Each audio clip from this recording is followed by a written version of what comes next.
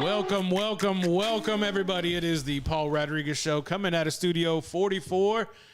Good Monday to everybody out there. Producer James in the building. How you feeling? How was your weekend? What did you do? Did you watch any movies? Did you barbecue? What happened? I did watch, so my girl never seen Shawshank Redemption. Oh, I've never seen it either. What? I've never seen it. It's like the number one movie on IMDb, but I've never seen it. It's very good. So we watched that last night, and we also saw some movie on Netflix called Lady in the Window, it's like sounds spooky. It was Thriller. Yeah, definitely a thriller. It was all right. Those movies are always good up until the end when they unravel the whole twist that they've had waiting. Could you tell it was coming? Yeah. Yeah. Well, not exactly. I knew a twist was coming, but not the one. I wish it was different, but hey, I did watch the whole movie, so. Hey, shout out. Yep. Well, my weekend was pretty good. Got to enjoy a good Saturday. Shout out to the LT SQTs that went down. Hutto and Westlake advanced to the state qualifier or qualified for the state tournament. Lake Travis had already qualified the week before at Westwood SQT, so that leaves one more left, June 11th. That is, you all right there, buddy? The one more left that is that's going to be at Westlake June 11th, I believe. Shout out to Snoop and the Flex boys out there getting that footage.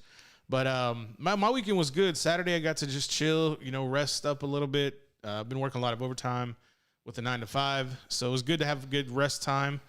I was gonna try to grill, but the rain, my dude, was like non-stop. It's like, yeah, we're gonna rain and then break, but we don't know when we're gonna come back to rain. And then it's like all evening. Sunday, we got to give a big shout out to Phil Mickelson, man.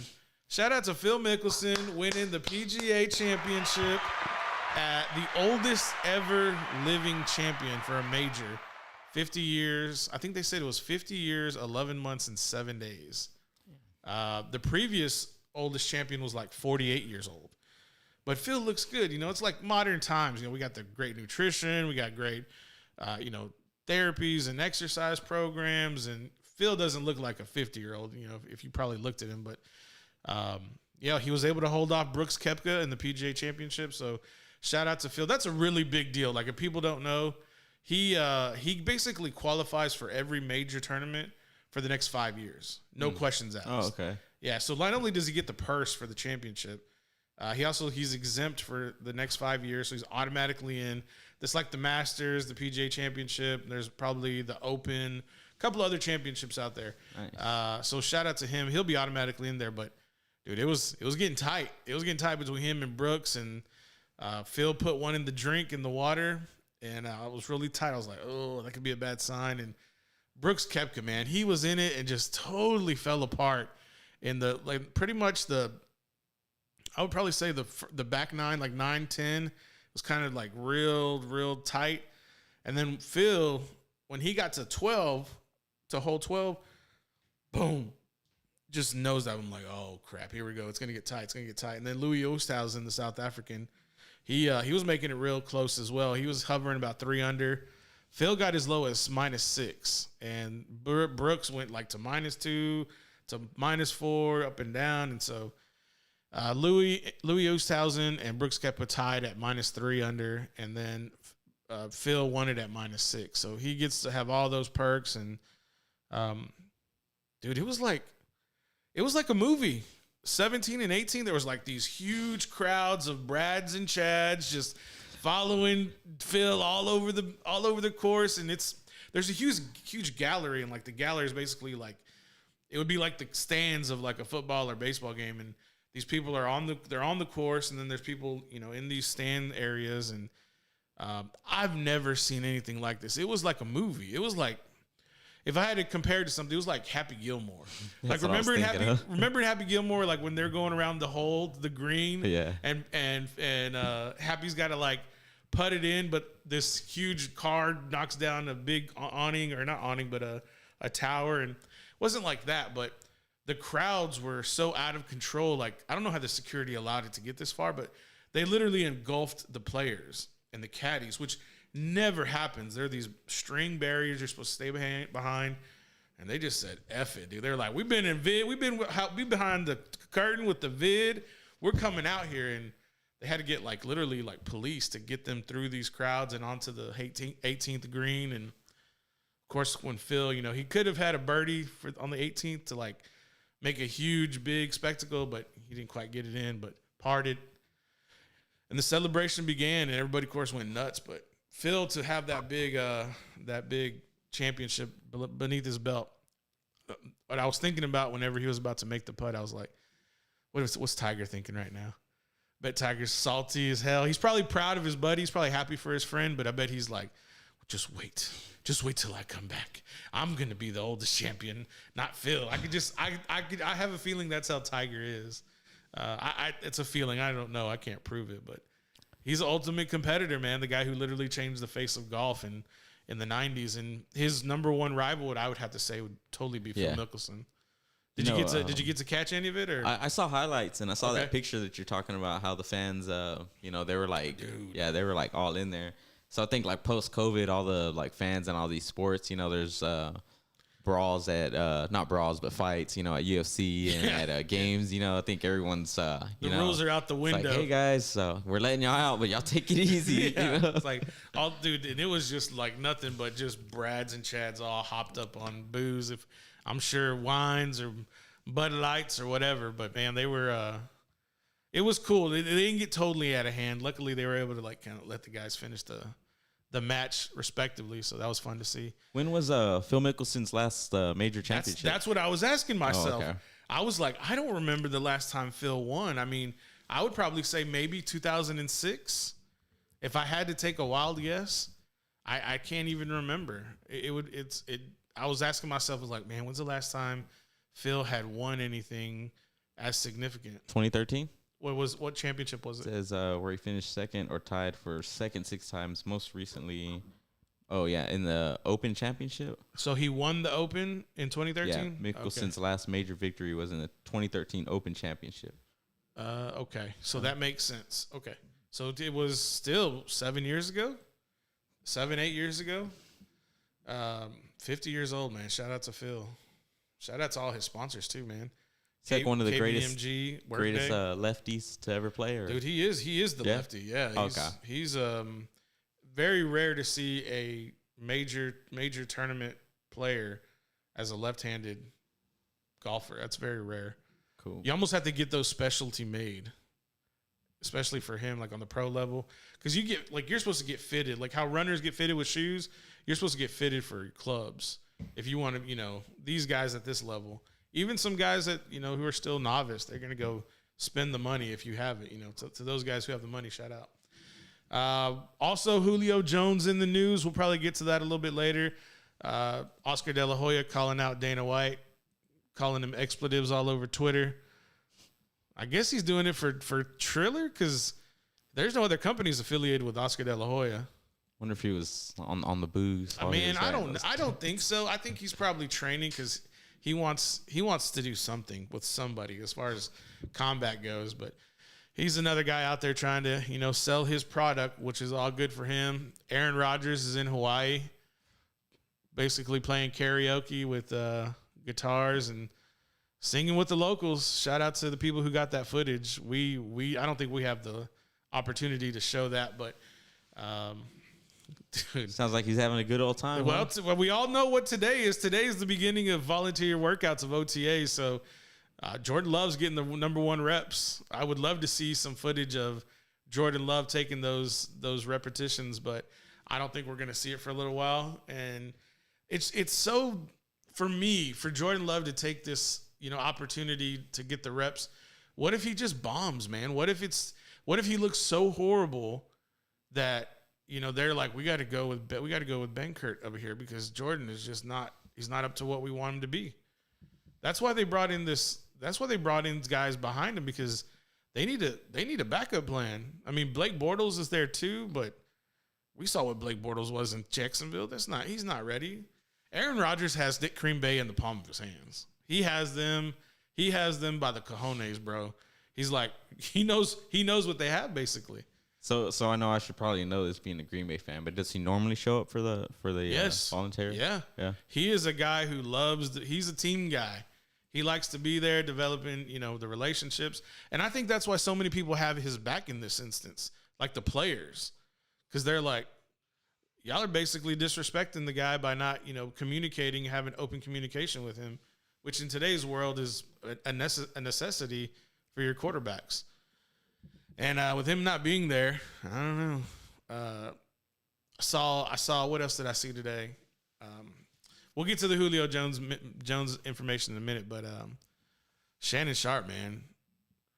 Did you see what Shannon did? No. Okay, so we'll get to that probably in the next segment. Okay. Well, we'll tease it. He called Julio live on Undisputed. He called Julio Jones. Like how we have calls, like on national television. And Julio answered. And we'll let you know what happened after that. Probably most people already know, with it being so late in the day. What else is going on this past weekend? OTAs for Indianapolis were kicked off today. I don't know if Dallas kicked off yet. I'm not sure. I'd have to look into that. But they were playing basketball. They were playing knockout. You ever play knockout in basketball? Oh, yeah. We play that a lot at my house. So Carson Wentz and I can't remember the other player. I think it's Mo D. One of the other defensive players, I believe, on the Indianapolis Colts, they were playing knockout, and they were going round for round, basically probably 6 or 7 rounds deep, nonstop, and everybody was kind of crowded around them as they were competing in the OTAs, voluntary workouts. So I think there's a lot of people showing up for OTAs in the NFL right now, which is a really good sign because I think everybody got scared with Jawan James and getting that basically his $10 million contract voided due to him getting injured outside of the facility. So I think that made people kind of rethink some things. And if your contract has guaranteed money and you've already been paid, I think with your signing bonus, you're like probably not going if you don't want to be there. But the quarterbacks who want to be there, they're going to be there. And for those who feel disrespected, they're partying up in Hawaii right now. I don't know. Living their best life.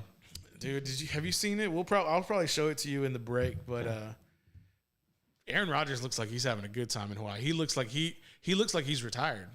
I'm not saying he's retiring, but I'm just saying it looks like he's carefree. He's like, I'm having a good time.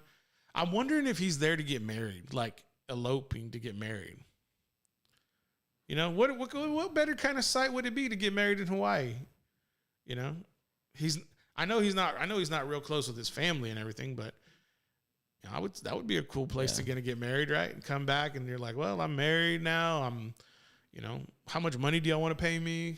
GreenBay, that is. Or, what better way to, let the cojones hang than, OTAs are starting? Well, guess where I'm at. He knew that because he flew there last week. So he knew this was all kind of coming to a head. Still control. I bet you he's not even turning on the news. Probably not. He's like, I know what's going on. He's like, I know. I'm like puppet master over here. It's like I'm controlling the news. I'm controlling the narrative, which is cool, man. What else could you expect? I don't know. Julio Jones may be traded to Jerry World. Did you see that? Yeah. What did you see? I just saw him taking a picture with a fan, right? So he was in the Dallas airport and he had a Dallas Cowboy sweatshirt on. And, apparently there's a lot of news kind of popping up like Julio to Dallas. Like people are putting graphics, Julio to Dallas, Julio in the blue and silver, whatever, blah, blah, blah. Then, of course, the Dallas fans just salivating at the mouth. They're dude. like, rah, rah, rah, rah, rah, rah, rah. I did see that too. But what's funny about that is before we go to break, what's funny about that is Shannon Sharp, I think Skip put him onto. Skip was like, how do you know Julio's out at Dallas? How do you know? And I think Shannon was like, I can call him right now. And Skip was like, call him. This is on Undisputed. He's like, call him. So he did. And when we come back from break, we'll let you know what he said. We'll be back.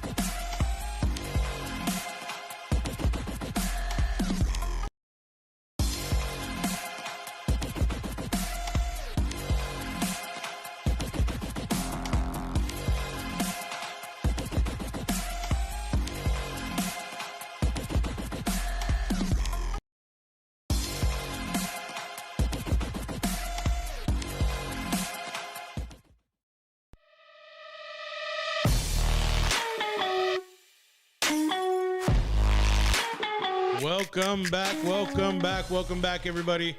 This is the Paul Rodriguez Show.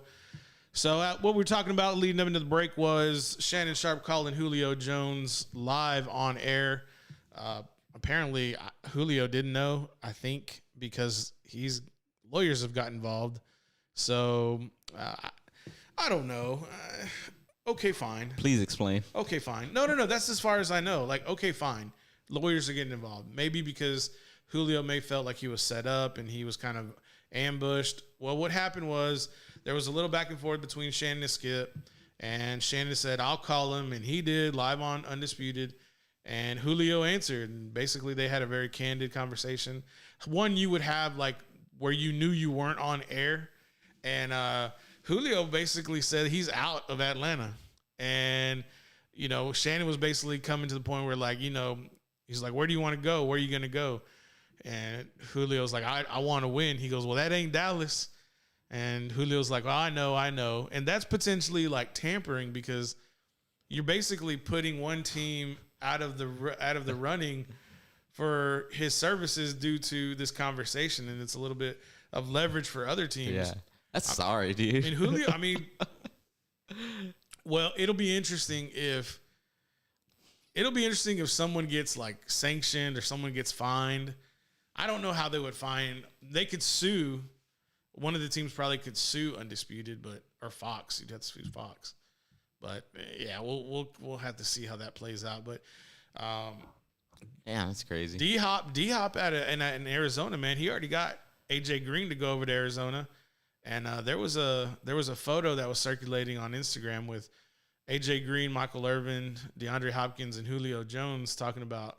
It looks like a picture that they had at a Pro Bowl, and it was all three of them. And it looks like right now DeAndre Hopkins is trying to recruit Julio to go to Arizona. Not to mention he's been, you know, linked to potentially go to the Titans. So Julio has a lot of suitors. I believe that he's on the block to get out of Atlanta. I mean, and I still think there's an opportunity with Dallas, but are they going to have to give up defensive resources to get Julio in the building? I mean, I think that you could give up a second round in Michael Gallup, but I don't know if they're going to want that. That's the only thing is like where is that second round pick going to land? You know, I'm pretty sure that Dallas has a lot of draft capital, but at the same time, maybe they want a defenders. Like they want, you know, if they want Trayvon Diggs, the corner who's probably they're probably their second best defender outside of Michael Parsons. You don't give that up for your Dallas. That's stupid, especially when you have Michael Gallup already there. And the reason you really want to get rid of Michael Gallup right now is because he's going to command $18-20 million a year next year when it's time for him to get his deal done. Ship him out, move him somewhere. I mean, but hey, if Julio's available, why not send some defensive assets from Green Bay and Jordan Love down to Atlanta and get Julio in Green Bay? I mean, that would be I think if you did that with a new contract with Aaron would be on a flight out of Hawaii tomorrow. Easily. For sure. That's the first thing I kind of thought about with Julio being available. It's like, okay, you're going to have Devontae Adams, Julio Jones, and who's that other receiver that opted out? I want to say Moncrief, but I could be wrong. It's a big body receiver. He signed with Green Bay. You're supposed to know these things. You're a Green Bay guy. He signed with them in the offseason? He signed 2 years ago, but opted out for COVID. Yeah, Moncrief sounds right. Okay, well, maybe it's Moncrief. Go with that. Potentially. So if you have that trio of receivers with their offensive line, I think that would be a huge, nice addition for Aaron Rodgers, and kind of you send Jordan Love out of the building, and then you make sure you have somebody that can really, you know, secure the rock as an offensive asset with Julio Jones. It only makes the most sense. What does a Green Bay Packer fan feel about that kind of potential trade happening? Yeah, for sure. I mean, you got Devontae on one side, you get Julio on the other side. That right there. I don't know. I put Devontae in the slot. Oh yeah, true. I mean, that's your biggest mismatch. Yeah. You're gonna put him on it with a safety or a nickelback? Are you kidding me? I think that would be the best fit. So apparently, the media we'll pivot to the Dallas Cowboys. The media will have access to the Dallas Cowboys OTA starting tomorrow, Tuesday. And they'll be able to get their first look at Dak Prescott. There's going to be a ton of eyes there, ton of cameras there. Everybody's going to be focusing on his footwork, seeing how the ball jumps out of his hand. How's that ankle? Is the leg look solid? We're gonna all those Big questions. day. All those questions are going to be answered. They're going to want to see him roll out, especially to his left. See how he does. Maybe roll out to the right. See how he pushes off that left leg. That's got to be crazy, right? Like, why? Not crazy, but we're talking about the leg that was totally the leg broke and the ankle dislocated. So it's a big moment, like for him to roll out, put some pressure on it.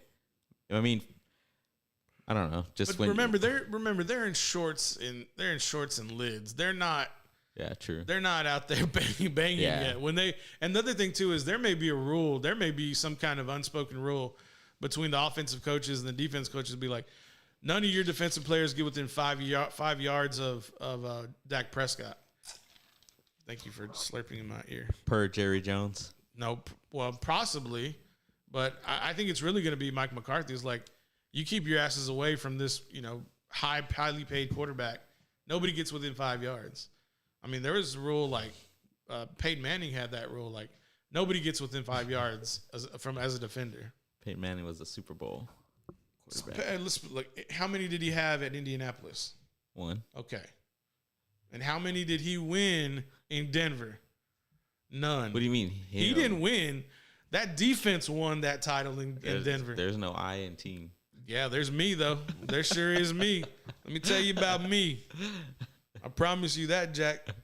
I don't know what all these people, there ain't no I in team. Yeah, well, there is me and there is we if you turn it upside down.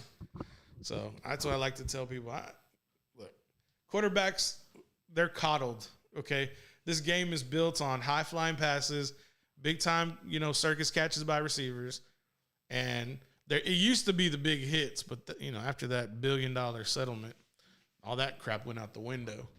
So it's a different kind of game now, and everybody's going to protect the quarterback. And I'll be interested to see how well the officials are going to protect Dak going into this new season. It's like, how close, if somebody dives at his feet and hits him in the ankles, are they going to call a penalty? How late are you going to let the defender hit Dak?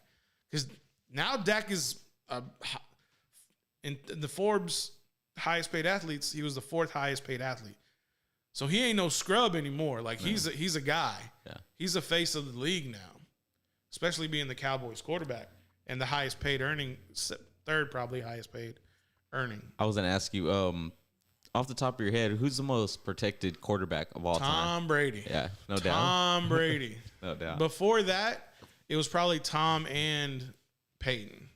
Yeah, I agree. And then before that, it was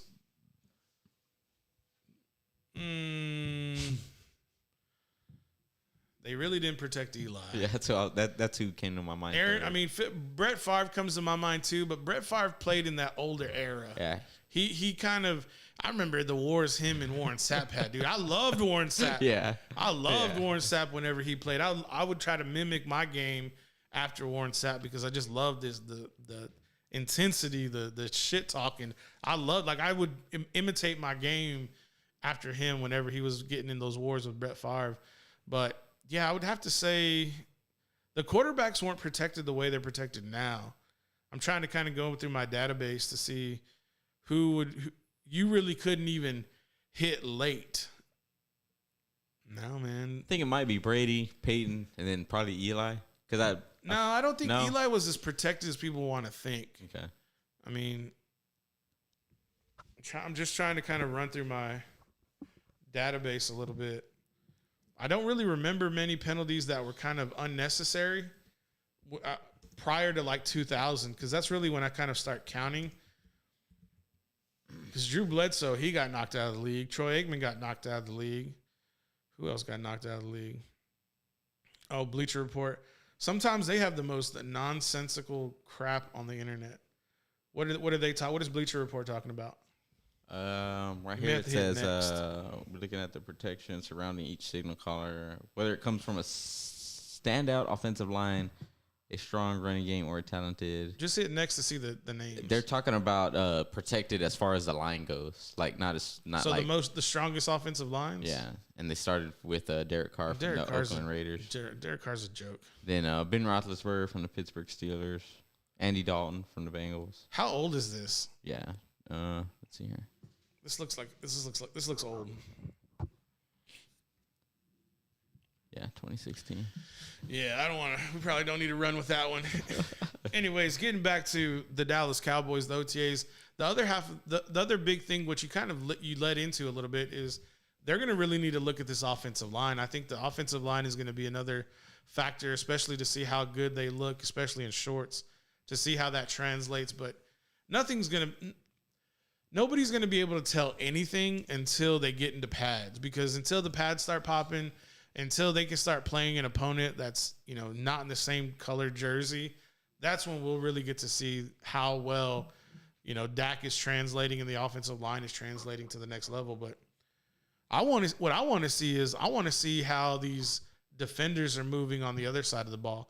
We all know Dallas can, put the ball in the air and score points, but who are they going to stop? That's what we want to know. How are they going to stop their opponents? Moving forward into the next season. 37 minutes after the hour. Anything before we take a break? Today we had a birthday in the house, in my house. Okay. Happy birthday, Ryan. Turned 9 years old today. 9 years old. 9 years old. Loves chocolate chip cookies. Yeah, Shout out. I would say I remember when I was 9 years old, but nothing standout comes to mind. Really? When I was 9, not that I can pinpoint and be like, oh yeah, this happened when I was 9. But yeah, happy birthday to him. What a life. What a life. You know what happened? I know what happened. You know what has stuck with you? What? Your 9-year-old mindset with different things, and I think that's what stuck with you. My 9-year-old sense of humor. I guess so. All right. When we come back, Oscar De La Hoya called Dana White a bitch. Can you believe that? Yes. Why? It's Oscar. He's been a little off the rails lately. It seems like he's been off the rails ever since he lost. Ever since that company he was running just went bankrupt. It seems like he just is. What was that, like a Golden Boy? No, it wasn't Golden Boy. We'll research it in the break. Okay. When we come back, we'll talk about Oscar De La Hoya fighting Dana White potentially. We'll be back.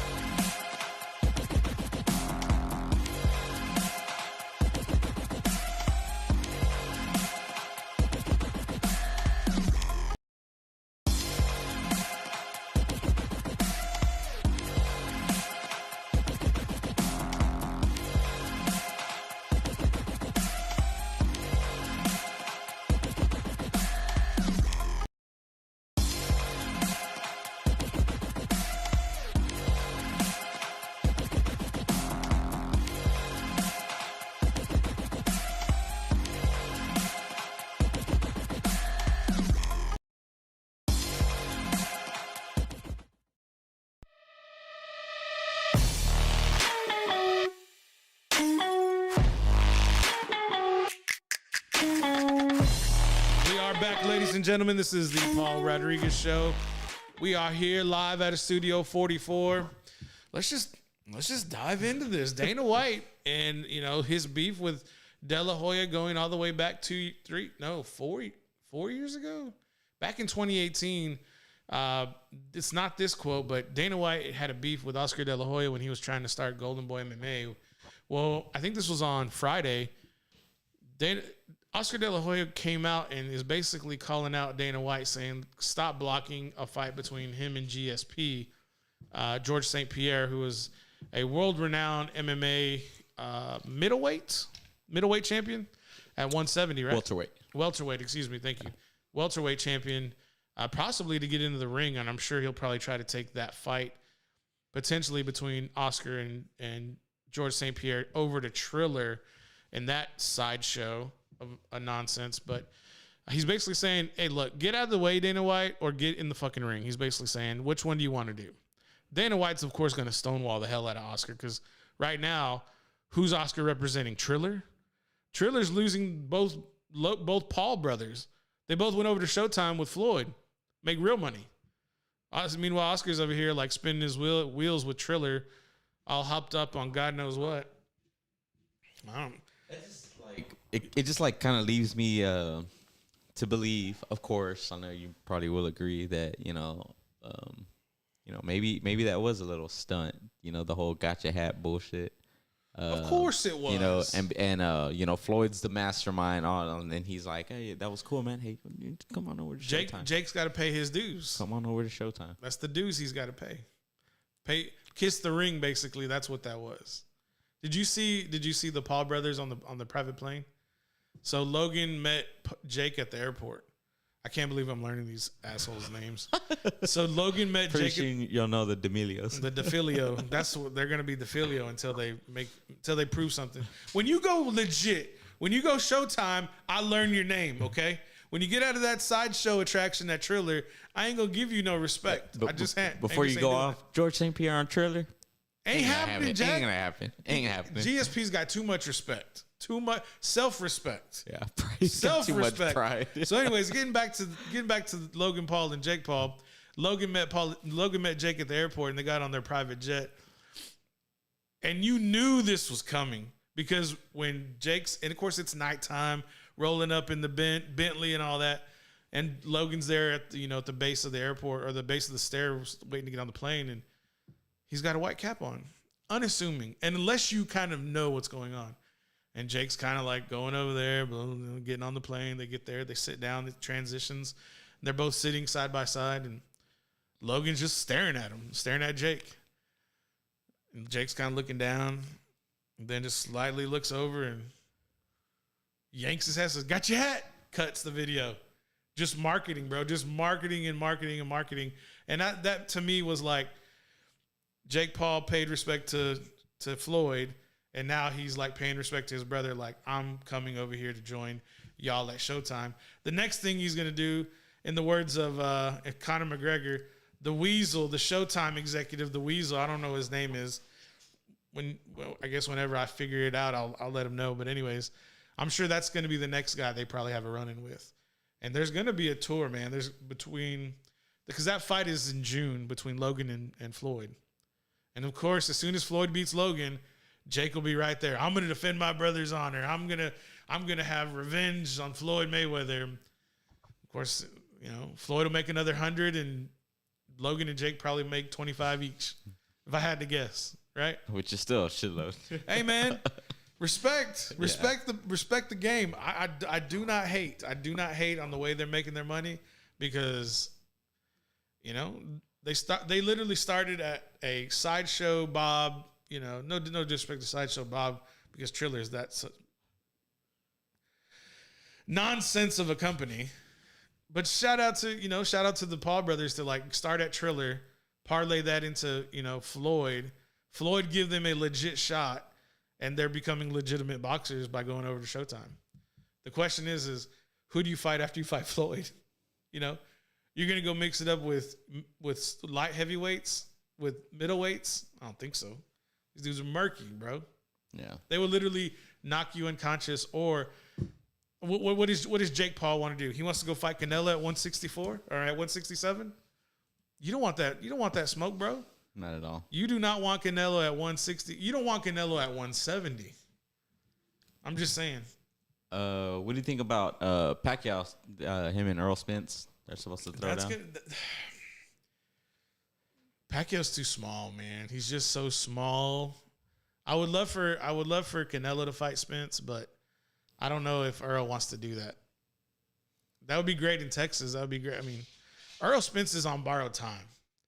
He should have died in that car wreck he got into, but he's living on borrowed time, and he's gonna go make a big payday. Probably, I mean, I think I saw the numbers for Pacquiao somewhere in like the $50 million range. Yeah. What do you think about like Pacquiao? I mean, giving these guys still hanging in the game. How old is he, Manny Pacquiao? Oh, he's got to be in his mid-40s. Yeah, so still hanging in the game and giving these guys, a shot. Look at Floyd. He's 50. Yeah. Well, I mean, Floyd's. Come on, man. These Paul brothers beating Floyd. Of course, like. So what I'm saying is like Pacquiao giving these younger guys like a shot, to kind of like. A shot to make some money, right? You know what I mean. But Earl doesn't need the money. This is more. I think this is more of a promotion, making money off of these two guys' names because they're both names. Yeah, for sure. And so it's like they don't need to fight each other. I think it's just a big money grab at this point. Everybody's kind of looking around. It's like there's no big fights going on. The only big boxing news that came out was the arbitration favoring Deontay Wilder. And the fight between Fury and Joshua getting canceled. That was the only big news that's gone on. All these other news, no. The next big fight between Canelo and Caleb Plant may be something, but I don't think so. There's nobody for Canelo to fight that's going to challenge him in the ring. I think we all know Fury is going to dominate Wilder and Joshua. I think we all deep in our hearts know that. Now I'll go to bat for Wilder. But if it's between Fury and Joshua, I'm picking Fury all day long. And what else is there? Triller? I mean, come on, dude. I'll talk shit about Triller. It's just a sideshow. And other than that, Floyd is going to make $100 million this year with the Paul fight, and then again when he fights Jake. Other than that, there's no big boxing going on outside of there's no combat sports. MMA is where it's at right now. I mean, we had just Saturday night, Jose Ramirez was fighting, I believe, Jonathan Taylor, the Swedish boxer, and Taylor was dominating in that boxing match, becoming a unified champion, 4-belt champion. And I mean, that wasn't even pay-per-view. That was on ESPN Boxing simultaneously while an MMA event's going on ESPN Plus. You watch those fights? I watched a good amount of them. Cody Garbrandt got his ass whooped. Yeah, that's what I said. That's what I said Friday. Yeah. I don't want to rub it in your face. Yeah. I mean, I told you I was gonna take Font. Yeah. But you liked Cody, and I was like, I told you when I'm corrected, I'll say I was wrong. Yeah. So I think are we gonna count these? I don't think we need to count these Apex Arena fights because only the major pay-per-views. So that means you're still up, I think. I think we should just do, night by night. No, because I like to have a cumulative kind of like representation. Like, look at all these fights over the year. But, I mean, we have to go back and really look. But no, without a doubt, the main event for that fight was what I had to do was I recorded the boxing, and then I watched the MMA live, and then I went back and watched the boxing. Okay. But I screwed up. What happened was I didn't extend the boxing into like the next hour block. Yeah. And I was like watching, and then the 7th round it stopped. I'm like, good thing I have ESPN Plus so I could go back and watch it on that feed just to kind of get an understanding of what happened at the end of the fight. But that reminds me of like when we used to record, we had DirecTV back in the day. Yeah. And we used to record wrestling, and you would have to set it to where there was like 15 or 20 minutes after the show actually ended because wrestling always ran over past 9 or 10, whatever the time was. So there'd be some times where like it was going down because wrestling always, it's like a soap opera. They like to end on a cliffhanger. So it'd be like building up, and then just like do you want to delete your recording? It's like, what the fuck? Where'd it go? Why'd it stop? Yeah. Speaking of wrestling, I watched the documentary, the biography of Stone Cold last night. Oh, nice. What's that on? It's on A&E. Luckily, it was on demand. Oh, so, the Dark Side of the Ring? Is that what they call it? That's Vice. That's Vice's Dark Side of the Ring. This is on A&E, and they did a biography. Because I think A&E did a contract with WWE. And so now what they're doing is they have a reality show where Stephanie McMahon and Triple H have commissioned one of their, he's almost like a henchman, to go out and find memorabilia. It wouldn't be memorabilia. It would be collectibles that the former like high-end wrestlers wore. So like one episode, it's The Undertaker, and they find his purple coat and hat with his mask when he wore in the 90s. And then another one is Jerry the King Lawler. It's his crown and his cape. And then another one is Sergeant Slaughter's drill sergeant hat. Like there's one of those. Well, on the other side, A&E is doing biographies. They've done, yesterday was Ultimate Warrior. And then the very first one was Stone Cold. I think the next one was Macho Man. And then Rowdy Piper was another one. There's like 5 or 6 that are out. So last night I was like, I want to watch the Stone Cold one. And, you get to see Steve Austin. His real name's Steve Williams. Yeah. You get to see him whenever he, grew up in Edna, Texas, and kind of goes and starts getting on, he goes through high school and college. And you really don't know how big he is until you see him in those like neon tights and you see him facing like a normal size human. And you're like, oh shit, Stone Cold is a big son of a bitch. I feel like with the story of Stone Cold, like you see him go through these phases trying to find, and the company also as well, mostly trying to find out what fits, what fits him as a wrestler, as an entertainer. And I feel like it doesn't click well until he starts being himself as to who he truly really is inside, which is the Texas Rattlesnake. So spoiler alert. Spoiler alert for those who haven't watched it. Listen, you've had a month to watch it. You've had a month to go watch it. There's 6 episodes. You've had 6 weeks to get to watch this. So in my interpretation, Stone Cold Steve Austin doesn't begin when he turns into Stone Cold Steve Austin. It happens before. Do you know where it began? Where do you think it began? The Texas Rattlesnake? No, like the voice, the persona, the honesty, the vivaciousness. No. So he gets cut from WCW. So he goes from working the regional circuit, making $100-200 a week, and he goes to WCW and they give him a $75,000 contract. You go from making literally peanuts. What's his name? Stunning Steve. Yeah, Stunning Steve. Yeah, Stunning Steve. He was from Hollywood. That's where he was fighting at Hollywood. So he was Stunning Steve. Kind of shoulder length blonde hair. Yeah, he had the blonde hair. And he doesn't look like Stone Cold yet because he looks like a preppy. He looks prep. So he finally goes and gets cut from WCW because he got hurt. He like tore his bicep. Well, Paul Heyman gets wind that he got cut from WCW, and Paul Heyman's starting the ECW. And Paul Heyman calls up Steve and says, Steve, hey, come work for me. I've got a new promotion. We'd love to hire you. And Steve's like, look, man, I'm hurt. I can't do it. He's like, well, can you talk? Steve's like, hell yeah, I can talk. He's like, well, come over to ECW and say whatever you want.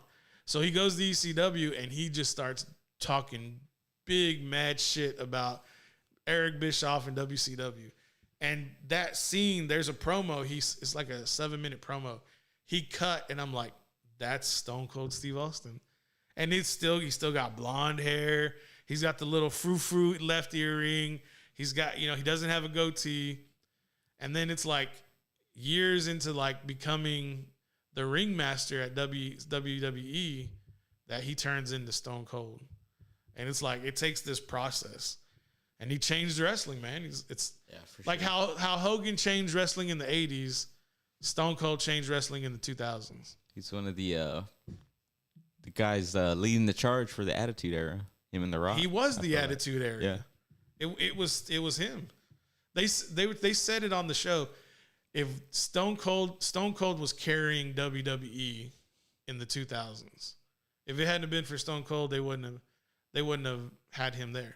And you know what happened? You know why Stone Cold, spoiler alert, the reason Stone Cold became King of the Ring was because Triple H fucked up. And Triple H went out, and it was him, Shawn Michaels, Kevin Nash, and Scott Hall. They had a curtain call, which is like a no-no apparently. And bro, Triple H did that curtain call, and they says Triple H, Vince wants to talk to you, and Vince says you're out of King of the Ring. It was supposed to be Triple H, and then 2 weeks later Vince sees Steve, and he says, in 2 weeks you're King of the Ring, or you're King of the Ring. And those one-liners that he had, Austin 3:16 says, "I just whooped your ass." That's because Jake the Snake Roberts was quoting Bible verses, and he asked the guy, he was like, what was Robert saying? And he told him about the book, about the Bible verses. And then at the end of it, he goes, and that's the bottom line. Well, that's the bottom line is like a Southeast Texas, Louisiana kind of, like, everybody says that. That's the bottom line. Yeah. And he's like, because Stone Cold said so. Dude, those two things made it. And then the t-shirt department says, "Steve, we want to give you a shirt." And he's like, "Got any ideas?" He's like, "You goddamn right, I got ideas." We got a skull on the front. We got Austin 3:16 on the front and a skull engraved with Stone Cold on the back. Dude, those shirts. And they still sell. Yeah. What do you feel about Don't ask me nothing else about wrestling because I don't know nothing. I only know that because I watched it last night. Okay. Well, what do you got? What do you got? No, just God damn it. Fucking I took it at your brain, right? Yeah, you snatched it. You saw that telekinesis come through the. Y'all see it jump through the screen right there. That's something to do with something. Oh, I know what I was. So we've had the Austin 3:16 says whooped your ass. That's the bottom line. So later on in his career, there was the what. You know how he was always like, what? What? What? What? What? What? How do you feel about that? What? What? Yeah. Yeah, that's pretty cool. I don't know why that kind of was a big deal, but that was interesting. It's almost how when The Rock would be like, "It doesn't matter." Of course, I lean towards The Rock. I mean, I'm sorry, I lean towards Stone Cold just because he's from Texas. It's a different thing. It's a shout out, or it'd probably be like that way, right? Yeah, shout out that way. I used to hate when people would be like, "Man, like, why are you drinking that beer like that? Like, you're wasting a lot of it." It's like, dude, first and foremost, Stone Cold can do whatever the fuck he wants. Have you seen him on McAfee show? No. So he went on McAfee show and he was basically saying that he was going out. Stone Cold would go out and he'd be like, "The half that went all over me was for the fans, and the half that went on me or went in me was for me." I thought that was pretty cool how he goes, "Oh yeah." He would basically say, and that was something I was willing to do for the fans. Of course, you're getting out there for the fans. It looks like we got some in the chat. What's going on in the chat? Got a Steve over here. What's up, Steve? He's saying, "Don't make me bring out the NWO Wolfpack shirt." You remember that? Yeah, I remember. I remember when the NWO tried to lure Stone Cold in with a 6-pack of beer, and he told them to go wipe themselves. That's what he told them. He also said he's gonna Stinger splash me. Oh yeah, you a Sting fan? I used to be, like, early 90s. Damn, what happened? I don't know. I mean, when he went all, like, I did like the Wolfpack. I did. I had an NWO, like, Wolfpack t-shirt back in the day. I really did. And I don't know. It was different. It was fun. But Sting, I don't know. Sting was cool. It's like he was super preppy, and then he went all goth, and I'm like, what? Like, I get it. Stinger splash ain't nothing but Eddie Guerrero splash either way. I mean, that's all it is. It's the same move. R.I.P. Eddie Guerrero. I thought this was kind of crappy. They were talking about, Dominique Mysterio. Yeah. So they were saying, like, is Eddie your dad? Is Eddie really your dad? And I was like, dude, that's messed up, bro. It's like, look at Rey Mysterio and look at him. The difference is Dominic's 6'1", Rey's 5'2". But they look exactly the same in the face. Just look at him. Yeah. Eddie's got that blockhead, all them something going through the old IV there. All right, guys, 8:04. Anything you want to leave the people with? Anything I want to leave the people with? There's a new show out. There's a show actually that came back. It's called All American. You ever heard of it? No. All American's it's a football show about a young player who was growing up like in Compton, and then he gets recruited to go play at Beverly Hills, but he can't, like his parent or his family still lives in Compton, and he has to like fight, the two different environments and blah, blah, blah. And it's a good show. It's a decent show. It's like, if you're into high school sports, it gives you a small glimpse, but it's gotten a little far-fetched lately. But it's back for the third season. It's on CW, I think. Okay. CW gets a little weird, a little wacky. There is a show on Netflix we're probably gonna watch. I think it's called Greatness. And it's about a lineman that played at Arkansas. Yeah, I know who you're talking about. And it's a good movie, but it's a sad movie. Oh, okay. But you should watch it. Okay. The kids should watch it. It's about hard work, overcoming the odds, getting to go play college football at the school you've grown up loving, but you're gonna cry at the end. Oh, fuck. All right. You're gonna cry at the end. It's a good movie. Yeah, Greater, right? Greater. Yeah. Steve, shout out to the Cowboys. The media will get their first look at the OTAs mañana if you haven't been watching since. So all you Cowboys fans, get ready for a bunch of content to come out for Dak Prescott and the Dallas Cowboys tomorrow. Also, Dak did a sit-down interview with Sage Steele of ESPN, and I sent the video to you. Yeah. I put it in the group chat. Yeah. Really good watch for the preview. I'm interested to see how it's going to finish up. I mean, we all knew the tragedies that Dak kind of overcame during COVID, not only with, his family, his loss of his brother, but that crazy injury also. So I think Dak's on the up and up, though. I think he's found a good woman to, be with him. He'll probably make her his wife. And it doesn't hurt to have $160 million in the bank. No, I'm trying to be an asshole. I'm being for real. I'm sure it doesn't hurt just to make life a little easier. Look, you see with that 9-year-old mindset, just all the giggles. Start calling you producer giggles over here. Hey, you wake up in the morning trying not to be an asshole or what? Me? Yeah. I look forward to it. I mean, just asking. I tried to warn you. I mean, I try to give everybody ample warning. Let me tell you something somebody told me a long time ago. This is what you want to leave the people with? This is what I'm going to leave the people with today. If I don't pick on you, I don't love you. For real. If I ignore you, you should be worried. I'm just going to leave it right there. All right, guys. Fair enough. What? Fair enough. Give the boy a shout out again for his birthday. Yeah. Shout out Ryan. He's turning 9 years old today. The big 9. Yeah, he had a good day. Yeah. Shout out to him. Shout out, little guy. We'll best wishes, happy birthday. And on the flip side, tomorrow, I'm looking forward to all that Dallas content. Let's see if we can get the old pot stirring Cowboy DC 4L zombies going. It'll probably be like Army of the Dead, but DC 4L Zombie of the Dead, Army of the Dead. That's a big ass army, bro. Yeah. We will not go quietly in the night. All jumping off everything. All right, we'll see y'all mañanas. We're out.